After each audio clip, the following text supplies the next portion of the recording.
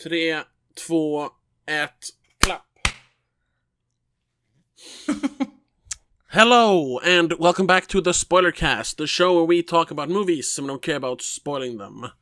My name is Tobias, and with me as always is my sister and trusted co-host, Rebecca. Hello. Hello. And today we're talking about a new movie. Surprise, surprise. For the first time in a while, at least here on the main episodes, don't forget to check us out on Patreon if you want extra exclusive episodes. Literally hundreds of episodes. Patreon.com/Don'tMakeScene. Here on the main channel, we've done a lot of like crap lately, like Marvel movies, fucking Alien Romulus, stuff like that. To kind of like garner a little bit of clicks. But this we're week, curious about them as well, to be honest. I wasn't. Some of them. Yeah, sure. Yeah. You have a wonderful ability to always throw me off whenever I'm trying to make a point. So sorry. Yeah. Anyway, so today we're actually gonna do a real movie. Ooh, yeah, I said it. It's a real movie, with actors sitting around talking, long takes of people not doing anything, men crying, cars revving. Yeah, it's the Bike Riders. Whoa, yeah, Crying. Well, there's a lot of talking about men crying, and then Sure. What, you slept to the end? I don't want to spoil No. anything. I don't know. I was also making a point that in general, real movies have men crying. Sure. Once again, just say yes.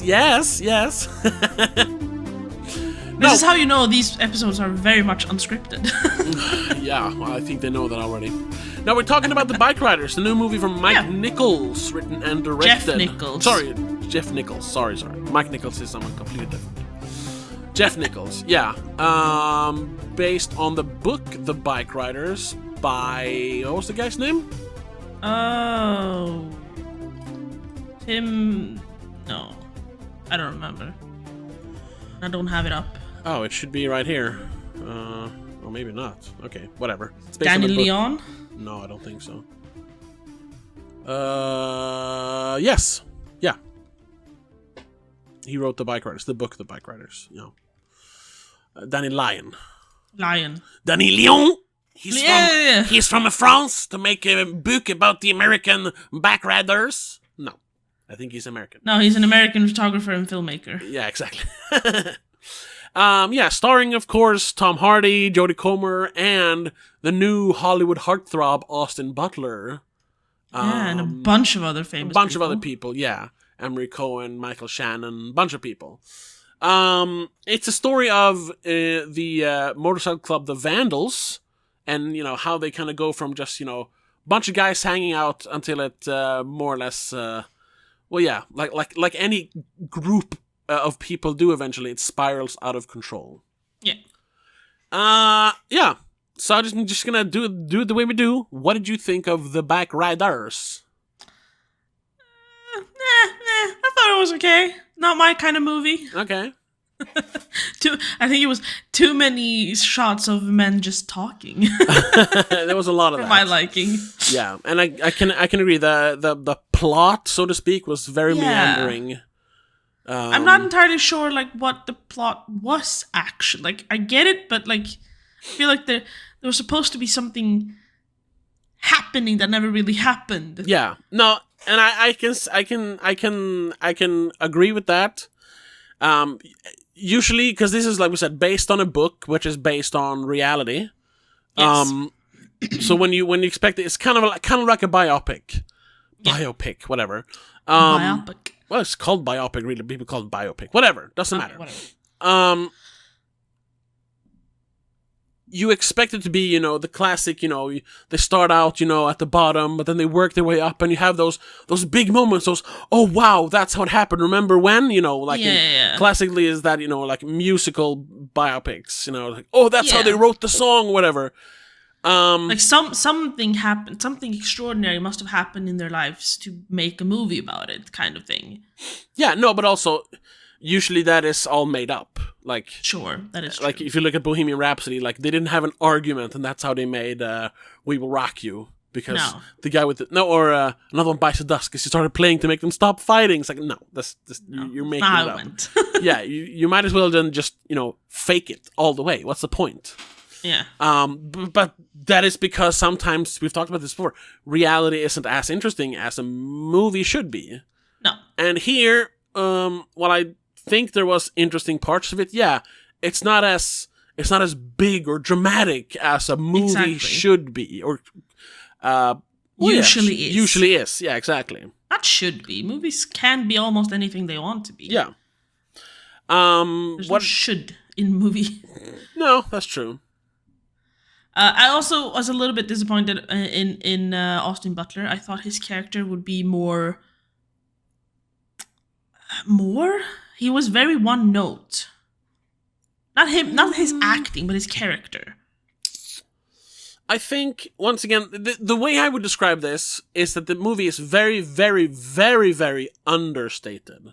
Yeah. Nothing is spelled out. There's no big emotions. I mean, like when the band is breaking up, that's not really a spoiler. You know what's gonna happen. There's no like, I trusted you, man, but you ruined all this. While the clubhouse is burning in the background. It's literally two guys sitting in cars like, this is what the club is now. It's like, yeah. So, well, I don't like it. I'm leaving. It's like, go then, and he does. Yeah. And honestly, like in a realistic setting, that's kind of what would have happened.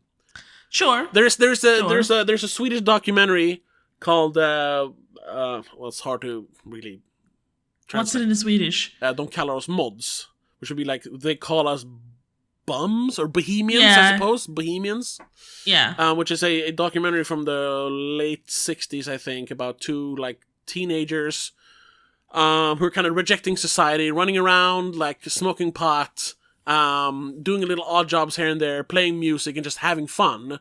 Whenever they get a chance to live in a house, they do, but most of the time is, sleeping at friend's house, maybe sleeping, in an alley and stuff like that. But they're like living, the bohemian lifestyle.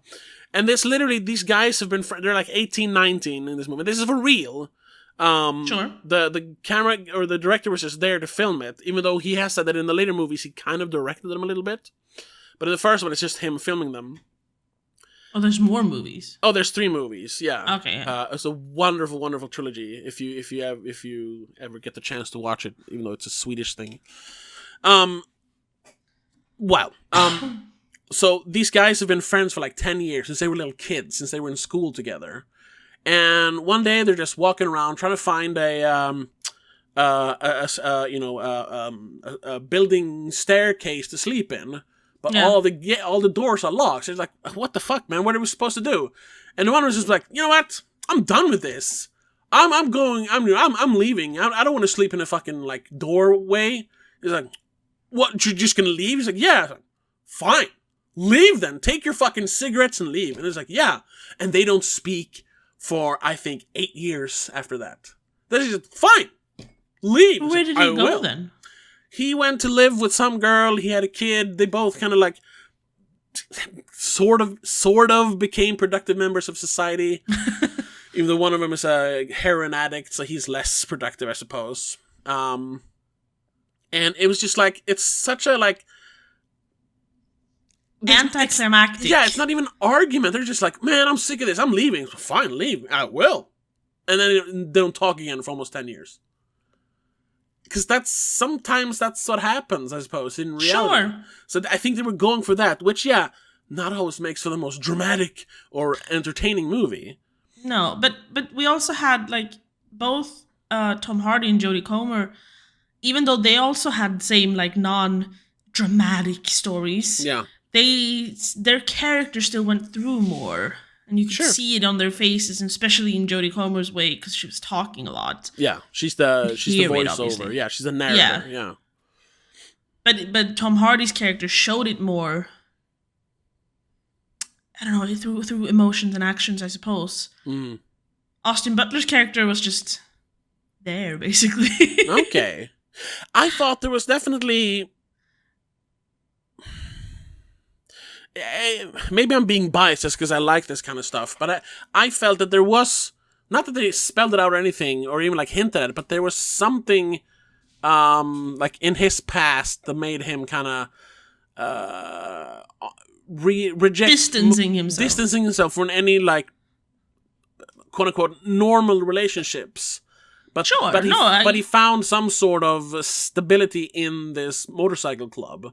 Specifically with Johnny and Kathy. Yeah. Well, to some extent Kathy, but even more with Johnny, I think. Yes. Because it's like he was a father figure to him. Yeah. So I get the feeling something happened, probably some sort of domestic situation with him and his parents, or probably his dad, Yeah. But it's never talked about, Exactly. You can just see it in him, I think. I thought he was great. I thought there was a lot going on behind the eyes, so to speak. There was a lot of non-acting, but you need to voice it at least once that there's something more, not just assume people can tell by the fact that he's, I don't know, the way he looks at things. Because I assumed that the other kid, who isn't as big of a role, but he becomes important towards the end. I don't remember his name. The new kid, Yeah, there's something similar to him. Yeah, the young guy. He is what Benny could have become. Yeah. If he chose to react a different way, kind of thing. That's what I saw too. They were kind of mirror images of each other. Yeah. But one was a dark, a mirror darkly, or whatever you call it, through a glass darkly or something. Something like that. So I was trying to find him. I don't even know what he's called. I don't think they give him a name. They just call him Kid a couple of times. Yeah. So which one is it? I don't know. There it is. Toby Wallace, the Kid. Yeah. Toby Wallace. Yeah, because there's the kid's mother, there's the kid's father as well. Yeah.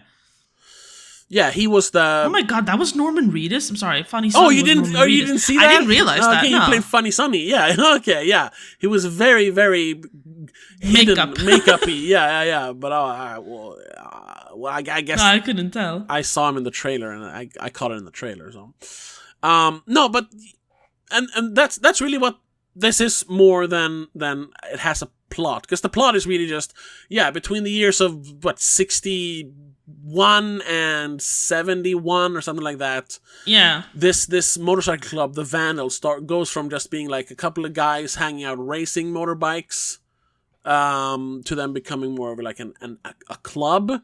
One of the bigger clubs, apparently. Yeah, and not one that like they're doing like criminal stuff. I mean, to like make money. It's still like the guys have jobs, some of them, and sure they break the laws here and there, run a red light and they have fights. But they're not doing like they're not gangsters, drug runs criminals, or like hits or something. Yeah, which a lot of motorcycle clubs then spiral into, which is what happens here.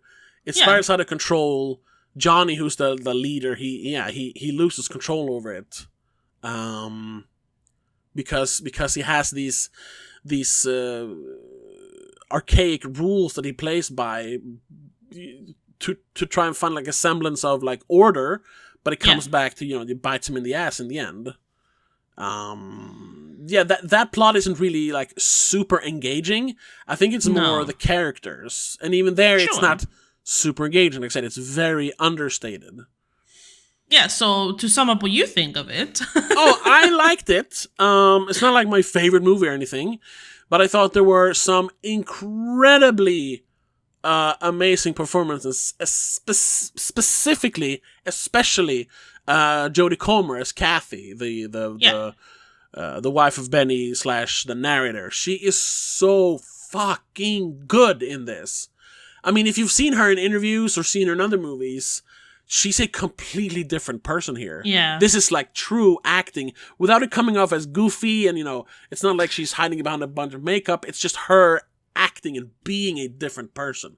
So good. So much stuff going on behind her eyes. Like the first time, very, very, very early in the movie, when she meets Benny the first time, and she's kind of because she goes to meet her girlfriend at the motorcycle The or bar. the bar where the club is hanging out, and she's It's just not. called the bar, actually. Yeah, and she's not like that kind of girl, No. She she's goes a in and it's like, proper oh girl. my god, yeah, like a bunch of guys, with their shirts off, their belly buttons hanging out. You know what I mean? She's talking, and she's just like, not. I mean, she is scared, but she's playing it kind of tough.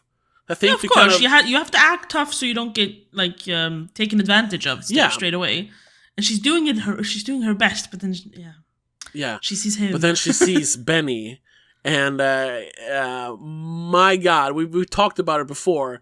I am very very secure in my sexuality, but just sometimes, dude, Austin Butler here. My God. I mean, he stands out from the other dudes a lot because he looks much more clean cut as well. Yeah, he's like definitely. the only one who's slightly Not covered in younger. dirt.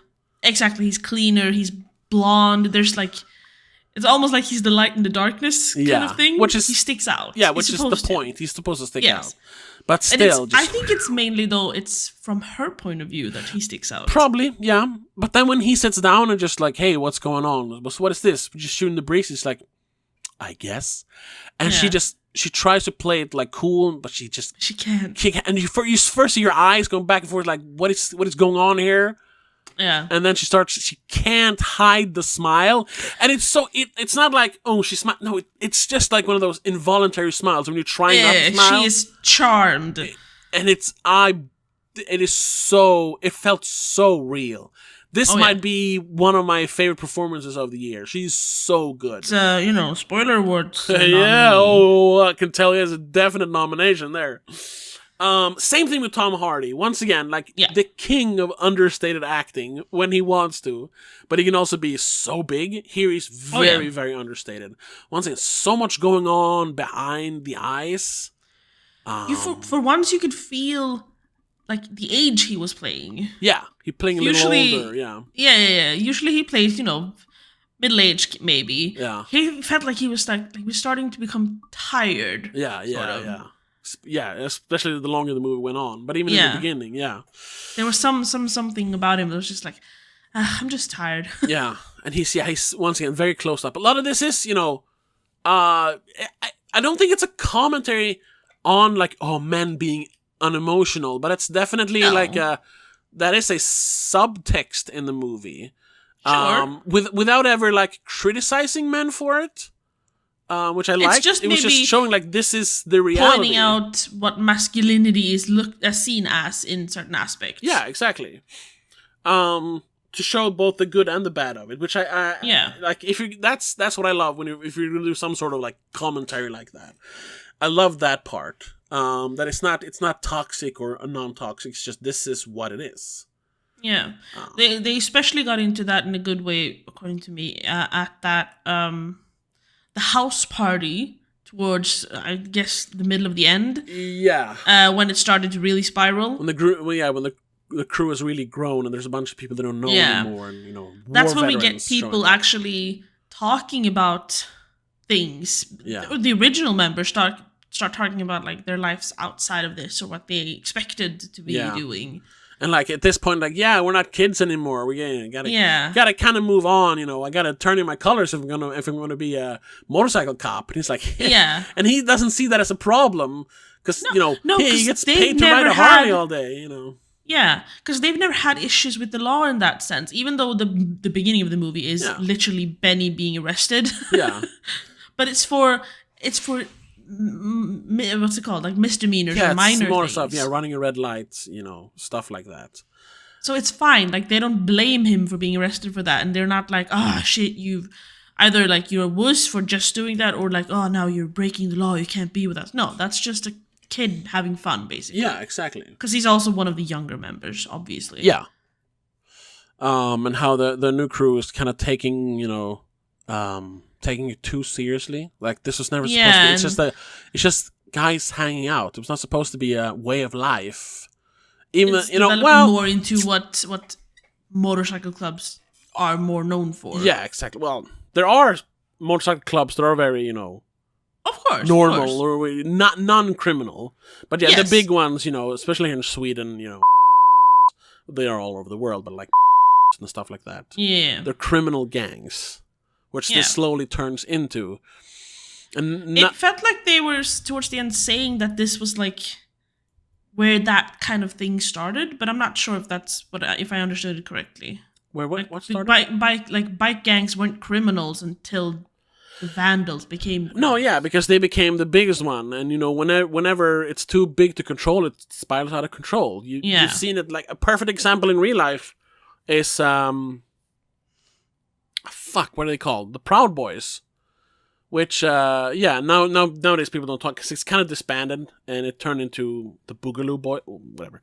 Like so many people like, wait, Boogaloo isn't that the insane clown posse dudes? No, Boogaloo is it's a phrase that they used when they made a sequel to a breakdance movie called Breakin'.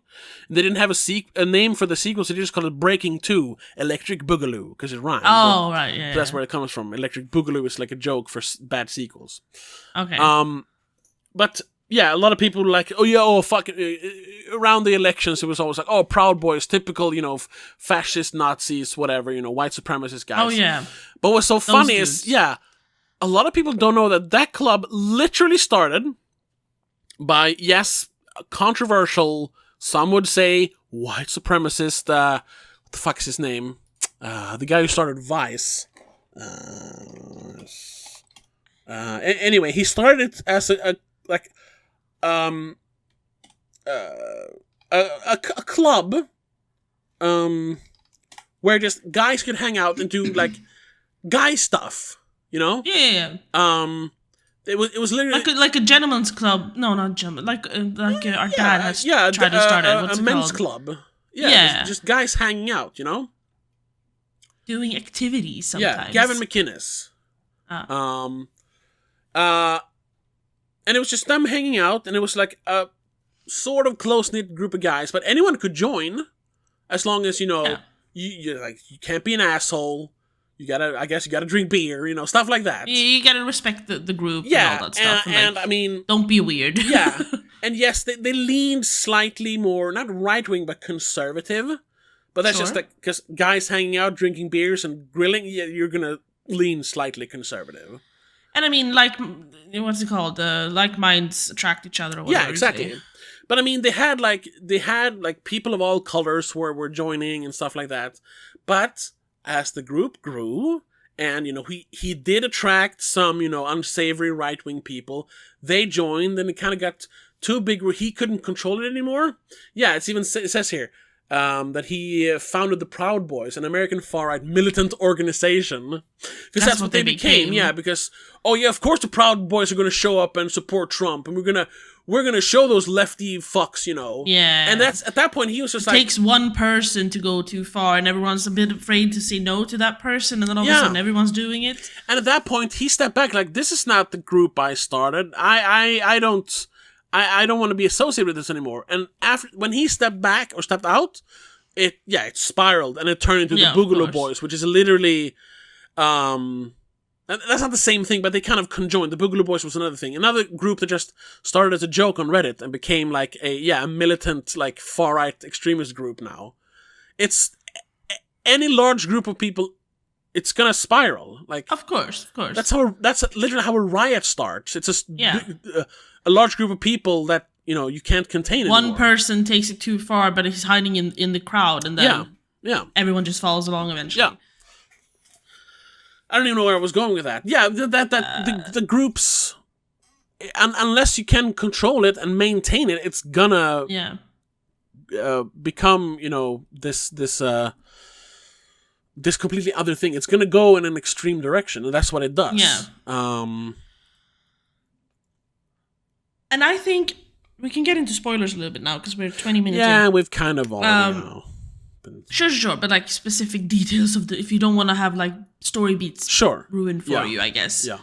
Because there's not a lot to spoil. It's mostly, story beats, like actual happenings. Maybe you don't want to know whatever. So spoilers, I guess. Sure.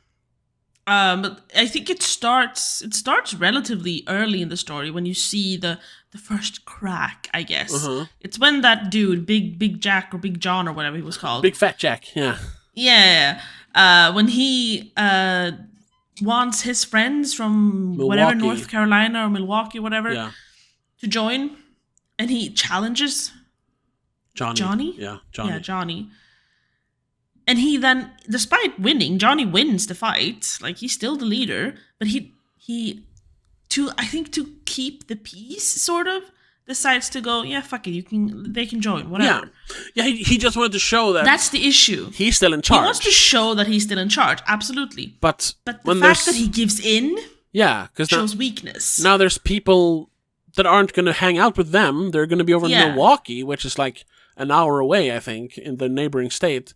First off, he can't control what they're doing. Exactly, yeah. Second of all, he allowed strangers to just join, like, then we can make other people join as well. Like, he's gonna allow anyone to join eventually. Yeah. So, and that's where it started spiraling. But then, he lost even more control because more and more people joined. And I mean, he had to approve them all. Yeah. So I'm assuming he gave up eventually. Yeah, because at some point, like, are you gonna say no when there's like 10 guys standing in front of you? Yeah. Sure, you have your guys backing you up, but these guys are like, because the first one is like, he says fists or knives, and the first guy's of course fists. Second guy challenges him. Yeah, so, essentially, I don't want to kill you. This is just like, it's not pretend, but it's metaphorical. It's dick measuring. Yeah, exactly. But the second guy asks, he's knives. It's like, it's become more serious. Yeah. And I mean, those kids are also, we get to see them early on. They are criminals in the beginning, before they join the gang, before they become bikers even. They're lost youth already. Yes. Yeah. And that's the issue.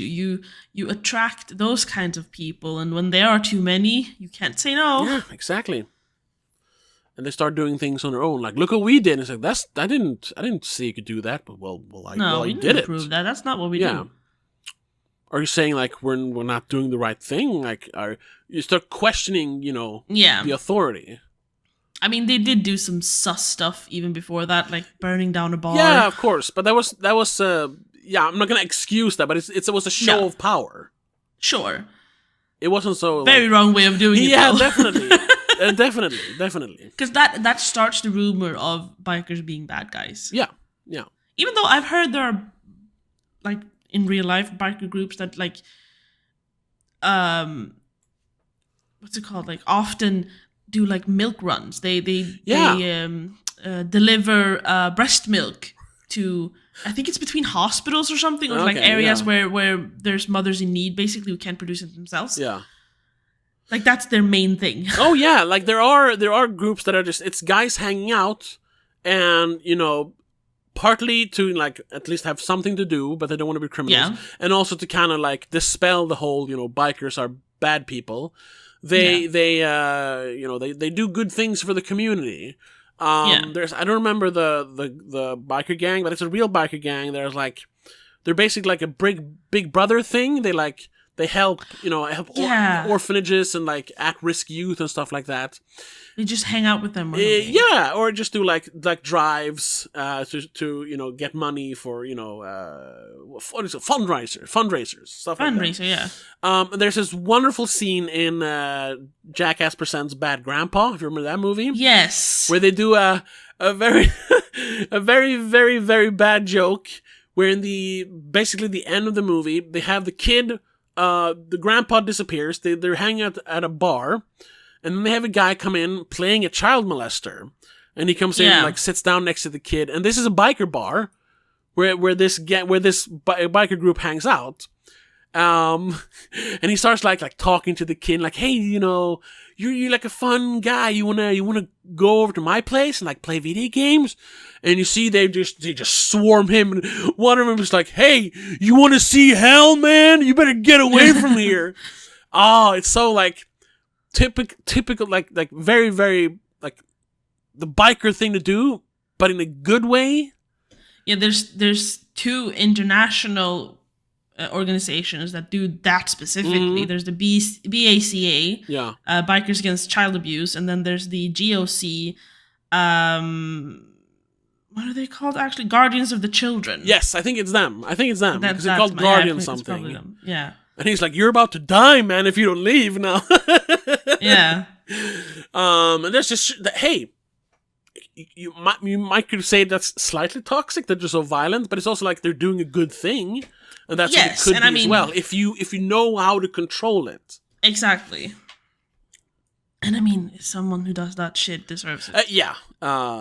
It's as long as they don't do that kind of stuff to anyone who has lesser crimes attached to them. Yeah, I was gonna say, like, I'm very pro like law and stuff like that. But if there's one thing where people say like, oh, if I saw one, I would kill them. I don't.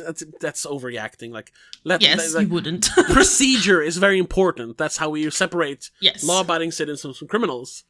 But stuff when it comes to kids, that's just like that. Just throw them in prison and let the other inmates deal with them. I'll say basically, like Bill Burr said, it should be buried under the prison. Yeah. I don't mind prisoner on prisoner crime if it's against someone who's done that. They deserve the worst. They deserve the worst of the worst. Because you don't mess with kids. You don't mess with animals, and you definitely don't mess with kids. No. That was a weird tangent. Anyway. That was very... Back to the movie. I had a technical thing I needed to ask you about. Yeah, because story-wise, there's not much more to talk about. No, there's not a lot. Yeah. You have, like we said, there's a bunch of great acting. Hell, I didn't even recognize... the makeup and the styling and the fucking casting in general, because we saw some pictures from the original book in the credits. Very good casting. Very good casting. And not just that they looked the way, they acted the part also. Like, good actors. But they like... the guy who was called Cal, who was from California? Yeah. He looked exactly like the original dude. That was Hal Holbrook. Perfect, spot on. Yeah. Anyway, you had a technical question. What I was thinking about is about the music. Uh-huh. Did you realize that some scenes were absolutely dead silence? Yeah. And then they had like the same little sting. Yeah. Whenever there was an emotional thing going on. Yeah. Except for the ones that were dead silent. Yeah. And I like that. I don't know if that was a song that they just... It got a little bit repetitive though. But I think I liked it because in the beginning of the movie, when it first came out, it was the first like ooh tone. Yeah. It's kind of like, ooh, it's kind of scary, like something's bad gonna happen. A little bit eerie. But then it becomes like a nice tone because she's meeting the guy she's gonna marry in 5 weeks. It's supposed to be a good thing, and it feels very nostalgic. Sure. And every time they came back, because it starts out kind of like, ooh, this is bad, but then gets good, it's almost morphs into like sad, reassuring. Well, yeah, but then as the movie gets darker, they use exact same little loop, but it expresses something completely different without changing it, because you pick up on different parts of it. And I don't know if that's a real song that they just like reworked, or if it was made for the movie. I don't know. But yeah, the music in general, both the 50s and 60s like rock and pop songs that were playing, and the score was really, really good, I think. Gonna see if there's if there was anything in the trivia about that, but no, I didn't see anything. No, not really. The music was by David Wingo. The score, then of course there's all the songs, but either way, I think the music was used very, very well. I think. Sure, I did appreciate the extremely quiet moments specifically. Mm-hmm. That they felt like that. It's like the sound would just have ruined it. Yeah. Just feel the emotions instead. Yeah. Let the scene breathe. Yeah. You don't have to cut every 0.4 seconds. You can actually hold on stuff. Let people, let their emotions play out on their faces, instead of just sitting in a car, screaming at each other, and then say, "I'm gonna fight you now." Yeah. Now the only music they talk about in the trivia is the credit song "Bike Riders" by Lucero. Oh, okay, yeah. That recaps the entire storyline of Billy and Kathy. Yeah, I was playing with the credits here, right? Yeah. The song was written by Lucero member Ben Nichols, the brother of this film's writer and director Jeff Nichols. Yeah. It was, however, made in 2004, so he heard about the story and he wrote a song about it, and then later his brother went like, let's make a movie. Yeah, obviously he read the book a long time ago, and I know he had plans on making it like 10 years ago even, so that was when he started talking about it, so he probably had plans long before that. So maybe, that inspired his brother to make that song. Yeah. What's his name? Jeff Wingo? Let's see. The music guy. David Wingo, sorry. Let's see if you could find... The biker gang that inspired the film still exists as of 2024 and is a rival to the Hells Angels. Oh, okay. Because I thought this was like vaguely based on Hells Angels, but no, it was based on an actual group called the Vandals. That's nice. Yeah. I really want to read that book now. Especially since I found out it's a photography book, so it's mostly pictures. Yeah, there's more pictures than text. Yeah. like the guy, the guy from the Challengers, wasn't it? Yes, Mike Faced. Interviewer. Which, that was one, he is very passive. He's just there to hold up a microphone to take some pictures. Yeah, Kathy's face, basically, yeah. But I thought he was kind of... I can't even say he was bad, because he wasn't bad, but it was just something like... But he didn't have anything to do. He didn't have anything to do, yeah, and because of that, his face felt too modern? If that makes any sense? Yes. Not that he did anything wrong, he didn't fit into the movie. He didn't fit the time. No, it was something off. Like, nothing against him, it's just, that's his face, what is he gonna do, you know? But also, I think, because he was a student in the first scenes, he was supposed to be a student. Yeah, so maybe he was much younger. Yeah. And also, he was a, what did he call him, a pinky? No. Pinko, yeah, which is... Pinko, it's slang for communist, but socialist, leftist students, college students in 60s America. In this case, for Funny Sonny, it was basically just... No, not Funny Sonny, it was for... Michael Shannon's Latin character. dude. Yeah, Michael Shannon's Sipko, yeah. It was basically just clean-cut guys. Yeah, exactly, yeah. Who decided to study instead of getting their hands dirty. Yeah, and because all students, they protest because they think the war is bad and all that. And he's like, that's not what you're supposed to do. You're supposed to work, Work with your hands and shut up, basically. So maybe that's why he stuck out a little bit as well, because he was supposed to be... Yeah, he was... More of that. He was a college kid. What do you do? Oh, I studied photography at college. And Zip was just like, oh, damn. Shit, I just went on this long spiel about how I hate them. That's another one. Always, very, very seldomly the lead. Always just showing up in small roles. Michael Shannon. What a treasure. Yes. Yeah, he does not have anything to shine with, but he's so good every time. No, but he always has that one moment where he's in the center, where he gets to have this monologue, basically. Yeah. And he does them so well, no matter the character he's playing. Oh, yeah. He's so good. It's always just spot on. Yeah. I know a lot of people think he's overdoing it in Man of Steel when he plays Zod. A little bit. I know I'm a bit of a... Zod is a very over-the-top character. Yes, and I know I'm a bit of a Man of Steel trilogy, Superman, Zack Snyder trilogy apologist, but the more I've watched him in that movie, the more I think he's no, he's doing something interesting here. Except for that. I mean, he's literally playing. Yeah, that's the only one. He's playing the role he's supposed to. Yeah. But it's the fact that we haven't seen that character in live action before, so it just feels like shit. Yeah. That's a comic book character, and of course it's over the top. Usually you tone it down a little bit when you do a live action version. There was actually a live action version before that, but that is very, very toned down. Yeah, like you said. Yeah. You're so used to having that, you tone it down because it doesn't fit. Because comic books are comic books; they're imagination. Yeah. When it's on the screen, it's a little bit more realistic, even though it's Superman. And then he's acting against. No offense, I like the guy, but back then, Stoneface Henry Cavill. Yeah, he's definitely become better in the last 10 years. But back there, when first Man of Steel, God, he was fucking flat. And and have Michael Shannon just chew the scenery around him. Yeah, it was weird. Very different energies. But anyway, here he fit right in as kind of the weird one in the group. Until Funny Sonny shows up and it's even weirder, I suppose. Those teeth, though, fucking scared me. Brush your teeth, kids.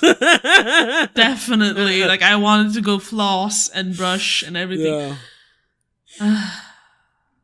You know what you might be able to call this movie, if it didn't have so much voiceover, you could almost call it like a hangout movie. Because that's, for the first half, that's what they do, really. They hang out. They just hang out. Yeah. And you get to see, like we said,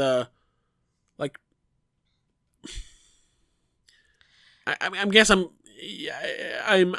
what you call it, I'm projecting a little bit, but I thought that they're showing like men in not the right environment, but in a more free environment.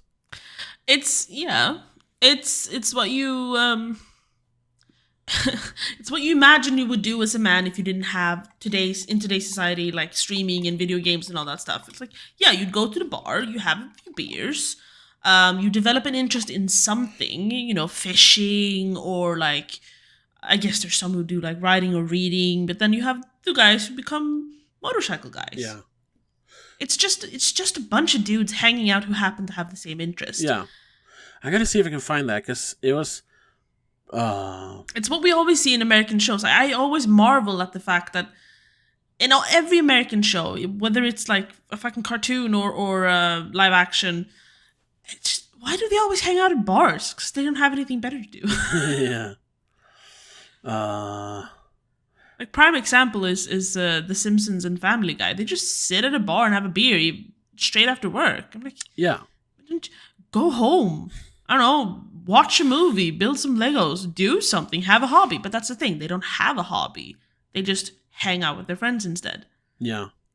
A biker gang is just, they do have a bit of a hobby. It happens to be bikes. Yeah. Shit. But you can't fiddle with it all the time. So sometimes you just hang out or just ride around. Kind of like you did when you were kids. Yeah.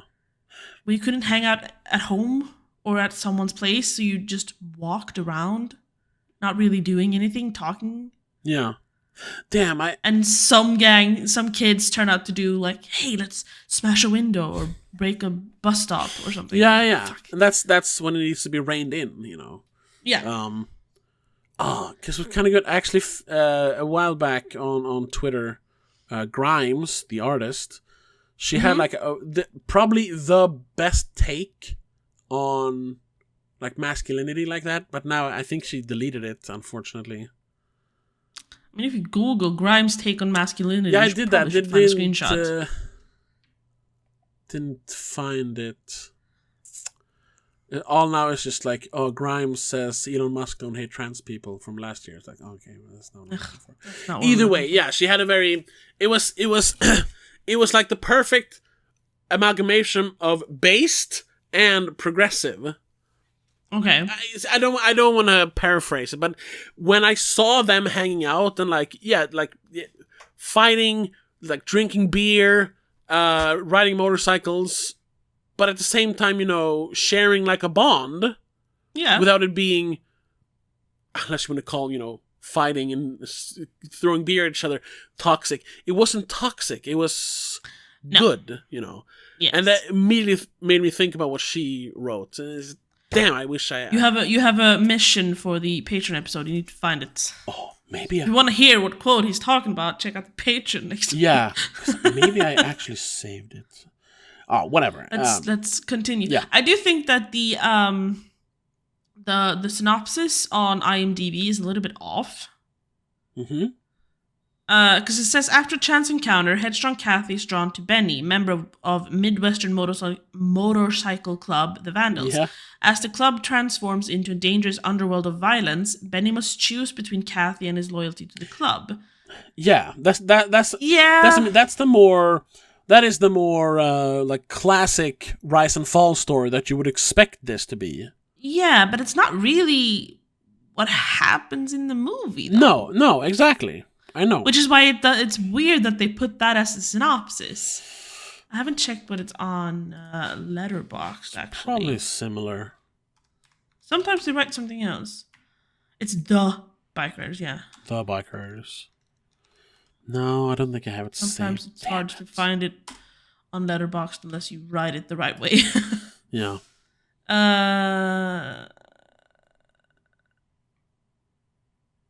No, here it says it starts with the same sentence, but then much like the country around it, the club begins to evolve, transforming from a gathering place for local outsiders into a dangerous underworld of violence. Then, though, they continue with the same one, forcing Benny to choose between Kathy and his loyalty to the club. I don't see where anything forces him to choose between Kathy and his loyalty to the club, really. No, it's not. It's not choice isn't them. Made. It's more choosing to walk away when, even though this is his one anchor point in his life, it's not what it used to be. It's not good anymore. And he's not choosing either. He's walking away from both of them. Yeah, but then he does come back, and I guess he chooses Kathy at that point. But that's because there's nothing eventually, left. Yes. But it's sadness. Yeah. What he had, what the Vandals was for him is gone with Johnny. Yeah. So he's just mourning, and then he goes like, well, Kathy's the closest thing I have to a connection then. Yeah. And then we have the scene where because he talks about like, men don't cry. I've only seen my father cry twice in his life. Once when his father died, and when my mother almost died. His wife almost died. Yeah. And men cry sometimes, but she never saw Benny cry. Never. No. When his dad died, he said, "Good, he's in a better place now." Stuff like that. Same with when the other guy died. The first guy who dies, whatever his name is. Someone's in mud. Bianco? No. Brucey. Right, Brucey. But then when he comes back after like a year on the road and hears that Johnny was killed. Yeah. And he sits there and he just breaks into tears. You can tell that he has already been crying. He's already been crying, yeah. But then he looks at her and comes back again. He can kind of release it more. Yes. Where she sits down next to him because it's okay. Which, again, I interpret it as him also mourning the loss of his father finally, because he's like, this is the second father figure that dies. It wasn't that, he doesn't care about people dying. No, he didn't care about people he didn't like dying. He didn't like his dad. He loved Johnny. Like Kathy kept saying, you love Johnny and Johnny loves you, or you love Benny, He's like, what are you talking about? Nah, we don't love each other. Men don't love each other. They had that unspoken familiar bond, really. Yeah. There was one scene where I was like, if they're going to do something weird in this movie, it's right here, but they didn't. No. Yeah, and I dare anyone to say this movie has homoerotic undertones. No. Which they always say when men are friends in movies. For some reason, it's always homoerotic then. I was like, no. There was that one scene where they could have gone that route, but they didn't, and they didn't have to. They were standing very close, and the silhouettes. Yeah, it was like, but it was to convey a message of them being like secretive. Yeah. Than anything else. And him being closer to Benny than anybody else in the club. Yeah. Which is why he chose him to be his successor. Yeah. Because he feels like, you understand me, so I can trust you to carry on my legacy. Yeah. The way I want it to be, even though it's started spiraling by then. Yeah. He also thinks that because Benny is the way he is, both reckless, but the quiet dude, he might be able to earn some of that respect back and maybe rein them in a little bit. Yeah, which I know that the best leader is a reluctant one. Sure. You should never strive to become a leader. That means you're just hungry for power. Exactly, and then you mainly do it for your own reasons. Being a leader is supposed to be, first of all, you should be chosen, because then you know that they will actually follow you. And it should also be something that you don't see as like a privilege. It's a job. It's a task. It's a task. Yeah. Otherwise, you're just going to be drunk with power. So in that case, he could work, but I also don't think. I think he would just like whenever there would be like too nonchalant. Yeah. Whenever there would be like quarreling or anything, he would just like, fuck this, I'm leaving. Yeah, because he's very flaky that way. Yeah, exactly. Or he would go, solve it yourself and just walk away and let them do whatever, which would end up with like people dying. So I don't think he would have been the right guy for the job. No, and that's what he feels as well, which is why perhaps he does flake. Yeah. exactly. He's afraid of being given too much responsibility. Yeah. Which is why he also threatens, I guess, to walk away from Kathy a few times, because he's afraid of that commitment. Commitment, yeah, exactly. And being a leader is giant commitment. A lot of commitment, yeah, exactly. Whether you like it or not. Yeah. No, even worse than when the crew has already started spiraling. Like, how is he supposed to clean this up? Yeah. No, but him breaking down there and crying over Johnny's death, and then at that point, he actually, like, in the beginning of the movie, he's literally willing to die for his jacket. Yeah. Because it's that important to him. But then at the end, he's willing to just, fuck it. I'm giving back my... He's not even giving back, he's just taking it off. Not literally, but metaphorically taking it off. He doesn't ride his bike anymore. They move to Florida. He gets a regular job. They have a regular life. Yeah. And they show this because, it's whatever, Lyons, the guy who's doing the book. He's talking to Kathy. And at first it's just like, oh, maybe it's like a bittersweet ending where she's like, oh yeah, he gave all that up. So no, we're happy now, but it's just like, she's it's a facade. Happy, but is he? It's a facade. But then she looks at him through the window, and she gives a very honest. First, she's like, oh, she's just saying that she doesn't want to show the cracks, But then she gives that once again that very real smile from the first time they met, and then we see him, kind of like slumped over in a chair, talking to his boring cousin, drinking looking beer. A little bit. Ugh. Yeah. And then you literally would, no, it's not on the nose, because it's like, but judging, basing it on the rest of the movie, him literally hearing the bikes in his head, which is like, whoa, that was, for this movie, it was very on the nose. For any other movie, that's super subtle. So she's like, of course he still wants to do it. Yeah. But as he's hearing that, his eyes shift from just staring out into nothingness, dreaming of bikes, to looking at her. Mm-hmm. And he gives the exact same very, very genuine smile, showing that, no, he chose her because he loves her. Yeah, it just took a while to figure it out. Yeah, and the club is no more. Johnny is no more. So the only person he actually loves is Kathy now. There's no one else. So why would he do anything else but be with her? Even if, he means he doesn't ride anymore. It also tells us a little bit more about his characters. I think even in the beginning then, when he didn't want to take off his collars, it had nothing to do really with the being part of the crew per se. I think it was more the individuals. Yeah. It was more attached to the people than just being in a crew. Yeah.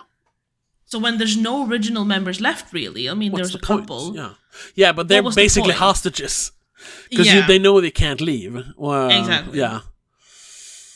Whatever their name was, I don't remember. Oh, that was Snap and Crackle, basically. Yeah. Corky and Wahoo. All right, Wahoo. And Corky, yeah. But they know that turning in their colors at this point means they're going to kill you. So they're more or less like stuck. And also there. maybe they didn't look miserable in the end. No, but they do give each other a look like, all right, I guess. I guess we're heroin smugglers now. I guess we're murderers now. It's like that. At least they have each other, kind of thing. Sure, yeah, sure.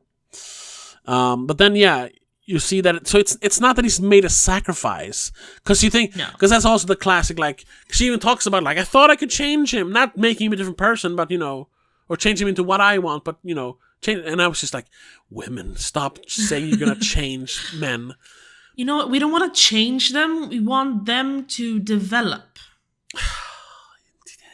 There's a difference. Dangerous things. Dangerous, absolutely. But everyone evolves. Sure, yeah. With age, and you should. If you don't, there's something wrong. Sure. So you don't want to change him. You just want him to evolve within himself through the relationship. And he does that. Experiencing new things with a human, another human. Yeah. So I also like that it wasn't like him being miserable and he gave up the club. No. He gave up riding. No.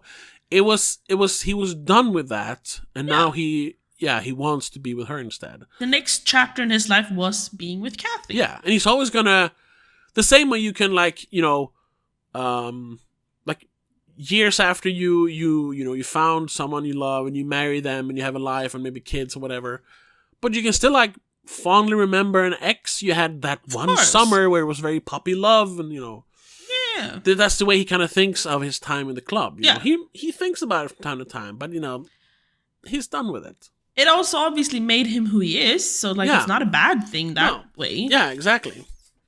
I like that. You should never look at your past as a bad thing, unless I guess Unless if you're in a terrible spot, like you can say like, oh, the past is, I wouldn't change a thing because the past made me who I am. Like, but you're home, but you're homeless and missing a leg. Actively homeless, yeah, sure. That is like right. But if you're in an okay state, then the past is what made you who you are, and it's never something you need to regret. There's no point in regretting past mistakes, because what's done is done, and it made you who you are. It brought you to where you are. Yeah. Unless you're homeless, then maybe that. I mean, there's still no point in no, because you can't change it now. Dwelling on the past, you can't change it. But if you say like, oh yeah, if I could go back, I would change things. Sure. Anyway, I think we might be wrapping it up here. Yes. Because I don't want to start repeating ourselves too much. No. It wasn't. I think a 70 Metascore is maybe a little bit high. Maybe, but I also understand why, because you have the powerhouse performances. Yes. And just all the motorcycles, all the cinematography, everything like that. It was lacking a little bit in the writing department, but at the same time, since it is so character-driven, the dialogue is good, the characters are good, it's just the plot is, a little underwhelming. What are you counting? 6. The first 6 reviews for user reviews on IMDb are all 6s, 7s, basically, going it looked cool, it looked great, amazing performances, it was really nice, it was great acting, cinematography and all that. But all of them end with something's missing. Where's the story? Yeah. Where's what were they going for? Yeah, which I would say, I wouldn't say something's missing. I would just say that maybe it's a little bit too understated. It's a little bit too subtle. It needed that movie drama thing a little bit, but also you don't want to go too far because then it becomes schmaltzy. Yeah. So they balance it well. You could have played up one more thing a little bit more. You could have played you could have played up cockroaches thing a little bit more. And that would have been enough. And actually have them, when instead of having them so this is what the club is now? Yeah. All right, I'm leaving. Okay. Actually have them explode a little there about it. What the fuck, Johnny? Yeah, talk about what happened. Hey, this is what the club is. This is what we have to do to keep the club going. That's it. That's fucking it, Johnny. I'm leaving. Good. Leave then. But that wouldn't be right for the characters, though. That's the thing. No, I don't think they needed to amp up the emotions. Really, I just wanted them to instead of just saying, so this is what it is, they should have discussed it a little bit more. Yes.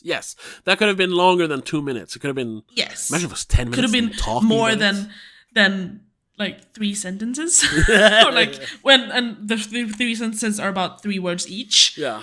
But I gotta say, yes. On that, I haven't reviewed on Letterboxd yet. I was thinking neither. 3.5, which does translate to a 7. But I also, because of the super strong performances, I almost want to give it a 4 just because of that. But then that's not fair against the movie, so I don't know what I'm gonna do with it. I'm landing on a 3 for now, but as you know, my ratings usually change. Sure, yeah, I think I'm gonna go with 3.5. We're obviously gonna discuss this later on, or in the beginning of next year when we talk about the spoiler awards. Yes. And I'm assuming my opinion about it is gonna change a little bit after I've digested it more. Yeah. Maybe even rewatched it. That too, because we literally just saw it 2 hours ago. Exactly. Yeah. But for now, it's a 3 out of 5 for me. Yeah, 3.5. Amazing performances, but it's not my kind of movie, really. That too. I need more of the excitement. Yeah. I need something a little bit more. I need more of an escape from reality. I don't watch movies to watch slice of life. Yeah. I watch movies to escape. Speaking of that, our I think we can actually do a companion piece for this because we didn't have anything planned, right? No. I would say we do another Jeff Nichols movie. He's done because he's done some really good movies.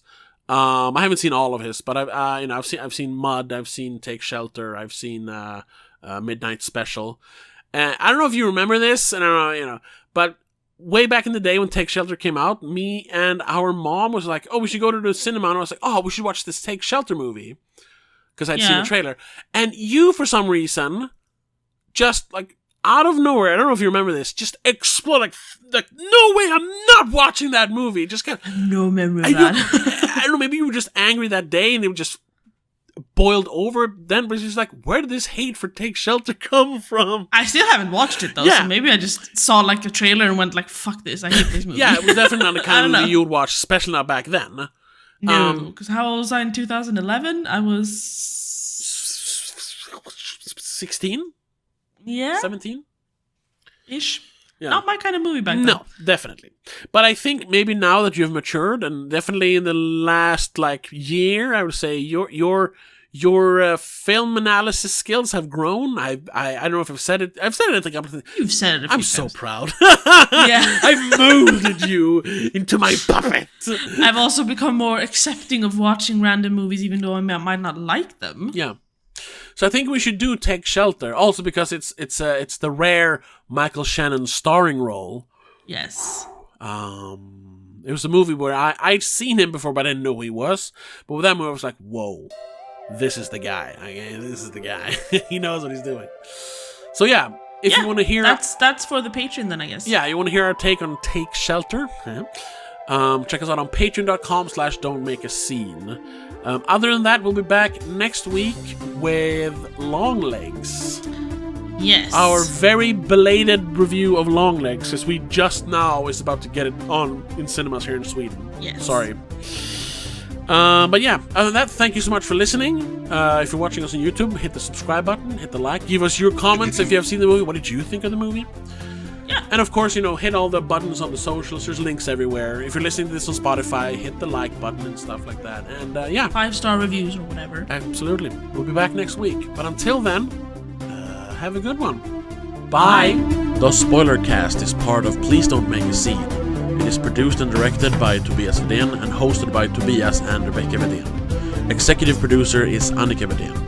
I also want to give a huge shout out to all our patrons over on patreon.com/don'tmakeascene. Mom, Dad, Christopher Belén, Daniel Del Gaiso, Mac and Mom, Laura Kinney, and CK85.